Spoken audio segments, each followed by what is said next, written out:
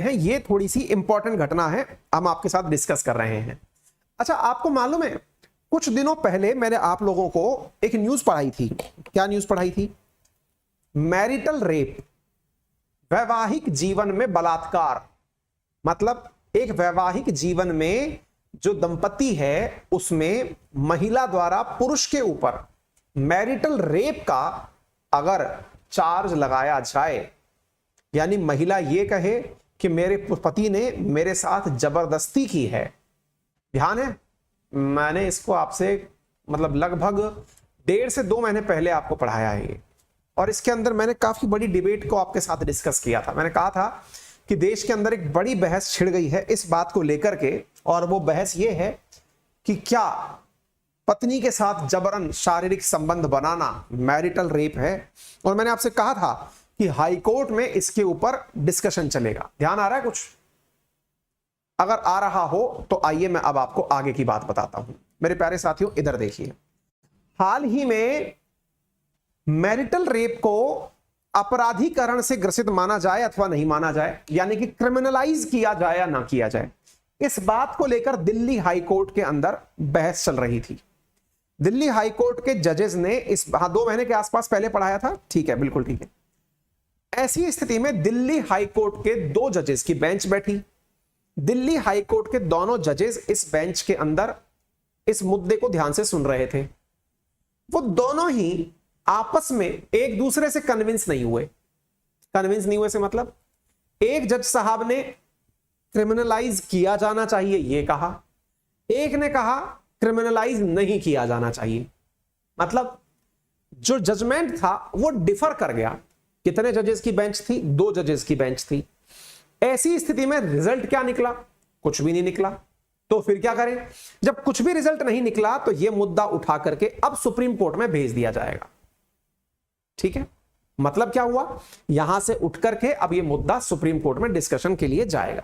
यहां तक की तो बात सारी समझ में आ गई। अब साहब ये बात अगर आपको समझ में आ गई कि दिल्ली हाई कोर्ट ने स्प्लिट वर्डिक्ट दिया to criminalise marital rape, matter referred to supreme court, ये न्यूज आपके सामने मैंने आपको बता दी। अब हुआ क्या, ये जब घटनाएं चल रही थी कि दिल्ली हाई कोर्ट ने क्या डिसीजन लिया, स्प्लिट वर्डिक्ट था, ये घटना भी पुरानी हो ली, आज की घटना नहीं है। ये मैरिटल रेप के ऊपर डिस्कशन की घटना भी पुरानी हो ली, क्योंकि ये उस समय डिस्कशन चल रहा था, तभी मैंने डिस्कस की थी आपसे। अब क्या चीज निकल के आई, उस पूरी घटना में एक ग्रुप पुरुषों का ऐसा निकल कर आया जो महिला विरोधी हो गया। महिला विरोधी हो गया का मतलब, वो एक प्रकार से यह कहने लग गया कि महिलाओं के साथ रहना ही नहीं चाहिए, महिलाओं के साथ रहना ही नहीं चाहिए। और इस समय पर एक नया शब्द निकल के आया, दैट इज हेटेरो, इधर देखिए, हेटेरो पेसिमिज्म। पेसिमिस्ट एक होता है ऑप्टिमिस्ट, एक होता है पेसिमिस्ट। ऑप्टिमिस्ट का मतलब होता है आशावादी, पेसिमिस्ट का मतलब होता है निराशावादी। हेटेरो, हेटेरो का मतलब होता है, जैसे समलैंगिक संबंधों को होमो कहा जाता है, ऐसे ही विषम लैंगिक संबंध, शारीरिक संबंधों को हेटेरोलैंगिक कहा जाता है। यानी कि आदमी औरत का जो ग्रुप है दैट इज हेटेरो। और हेटेरो पेसिमिस्ट का मतलब हुआ विपरीत लिंग एक साथ रहे इससे डरने वाले लोग, उसे हेटेरो पेसिमिज्म कहा जाता है। यानी कि जब दुनिया में लोग इस बारे में चर्चा कर रहे थे कि भाई मैरिटल रेप जो है वो गलत है, और उस समय पर एक अलग चीज ट्रेंड कर गई, और वो क्या ट्रेंड कर गई? Marriage strike, hashtag marriage strike. Marriage strike का मतलब शादी से ही हड़ताल कर दो, करो ही मत ना शादी, जब इतनी ही दिक्कत है तो शादी छोड़ दो। मतलब समझ रहे हैं आप? ये साइकोलॉजी के अंदर एक नया टर्म निकल कर आया, इसको ध्यान से सुन लेना, हेटेरोपेसिमिज्म। हेटेरोपेसिमिज्म का मतलब क्या है? Consist of performative disaffiliation with heterosexuality, usually expressed in the form of regret, embarrassment. मतलब जब इंसान अपने पार्टनर के साथ रहने को गुनाह समझने लग जाए, जब आप कहते हो, देखो एकदम लॉजिकल बात समझो, एक हस्बैंड वाइफ का कपल है, उसमें वाइफ हस्बैंड के ऊपर यह आरोप लगाने जाती है कि इन्होंने मेरी मर्जी के बिना मुझसे शारीरिक संबंध बनाने का प्रयास किया, इस वजह से इसे मैरिटल रेप की श्रेणी में डाला जाना चाहिए। तो पुरुष के पास क्या बचा? पुरुष के पास में तो अब वो अपनी तरफ से तो ये कह नहीं सकता कि मेरे पास क्या है, उसके पास तो डिसअफेक्शन बचा। डिसअफेक्शन मतलब वो विमुख हो जाए इन सब चीजों से कि अरे भाड़ में जाओ तुम यार, वो जो बात है ना, मतलब डिसएफिलिएशन कि मैं इसके साथ अपने आप को जुड़ा हुआ ही नहीं पाता। डिसएफिलिएशन विद हेटेरोसेक्सुअलिटी कि यार इससे अच्छा तो भाई बिना शादी के ही रह लेते यार, मतलब ये जो बवाल मच रहा है इससे ज्यादा अच्छा था कि हम बिना शादी के ही रह लेते। Usually expressed in the form of regret. जिन लोगों के साथ में, अब आप सोच के देखिए, जिन लोगों के साथ में मैरिटल रेप की बातें आती हैं, वहीं दूसरी ओर जिनके बारे में यह पता चलता है कि इनके ऊपर केस लगा है मैरिटल रेप का, उनके पास में रिग्रेट नामक फॉर्म भी आएगा, उनको बुरा भी लगेगा, एम्बेरसमेंट शर्मिंदगी भी होगी और एक होपलेसनेस आ जाएगी, यानी कि जीवन के प्रति निराशावादी दृष्टिकोण आ जाएगा। उनको लगेगा कि इससे अच्छा तो यार अकेले ही रह लेते। That these disaffiliation are performative does not mean that they are insincere, but rather that they are rarely accompanied by the actual abandonment of heterosexuality। इसी शब्द को हेटेरोपेसिमिज्म कहा गया है, ठीक है ना। तो ये जो हेटेरोपेसिमिज्म है ना, ये इन दिनों शब्द चर्चा में है और यह अमेरिकन जेंडर थ्योरिस्ट हैं एशा सेरेसिन, उनके द्वारा यह शब्द दिया गया है। चूंकि यह शब्द काफी चर्चा में है इसलिए मैंने आपको, क्योंकि ये मैरिज स्ट्राइक करके जो टाइटल टारगेट हुआ वहां से निकाल करके आपको बताया है।